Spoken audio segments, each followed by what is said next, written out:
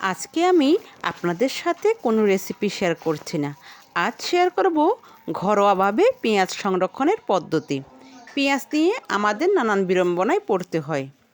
পেঁয়াজ সাধারণত মশলা হলেও এর আচরণ সবজির মতো, খুব সহজেই পচে যায়। মশলা হিসেবে পেঁয়াজের কদর সবসময় বেশি, আর দামটা যখন বেড়ে যায় তখন এর কদরটা আরও বেড়ে যায়। আর বাড়বেই না বা কেন?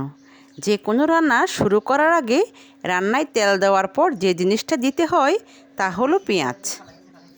এমন কোনো রান্নাঘর খুঁজে পাওয়া যাবে না যে ঘরে পেঁয়াজ নেই, বিশেষ করে বাঙালি রান্নাঘরে।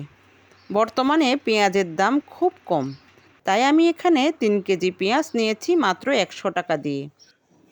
পুরো বছরের জন্য বিভিন্নভাবে কিছু পেঁয়াজ সংরক্ষণ করে নিয়েছি। যখন পেঁয়াজের দাম বেড়ে যাবে তখন আমি এই পেঁয়াজগুলো ব্যবহার করব। আমি এখানে কিছুটা পেঁয়াজ ব্লেন্ড করে নিলাম, আর কিছুটা পেঁয়াজ কুচিয়ে সংরক্ষণ করলাম। এভাবে আমরা কিছুটা টাকা সাশ্রয় করতে পারি। যেহেতু আমাদের সবসময় বিরিয়ানি রোস্ট খাওয়া হয়, সেখানে কিন্তু আমাদের পেঁয়াজ বেরেস্তা ব্যবহার করতে হয়, তাই আমি বেশ কিছুটা পেঁয়াজ বেরেস্তা করে রেখে দিলাম।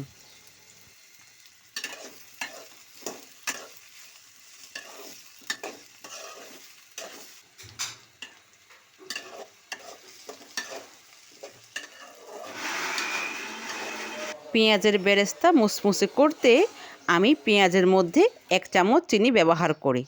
এতে পেঁয়াজ বেরেস্তা খুব মুসমুসে হয়।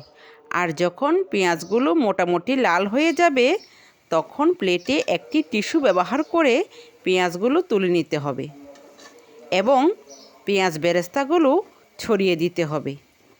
এতে পেঁয়াজের তেলগুলো টিস্যুতে টেনে নেবে এবং পেঁয়াজ থাকবে মুসমুসে। পেঁয়াজ বেরেস্তা করার সময় চুলার আঁচটা মিডিয়াম টু লো হিটে পুরো পেঁয়াজ বেরেস্তাগুলো করে নিলাম। এতে বেরেস্তা পুড়ে যাবে না, বেরেস্তার কালারটা সুন্দর আসবে। হ্যালো ফ্রেন্ডস, কেমন আছেন? আশা করি যে যেখানে আছেন ভালো আছেন। আমার ভিডিওটা যদি কারো ভালো লাগে লাইক কমেন্ট শেয়ার দিয়ে পাশে থাকবেন প্লিজ। আমি এখানে পুরো বছরের জন্য 3 উপায়ে পেঁয়াজ সংরক্ষণ করলাম।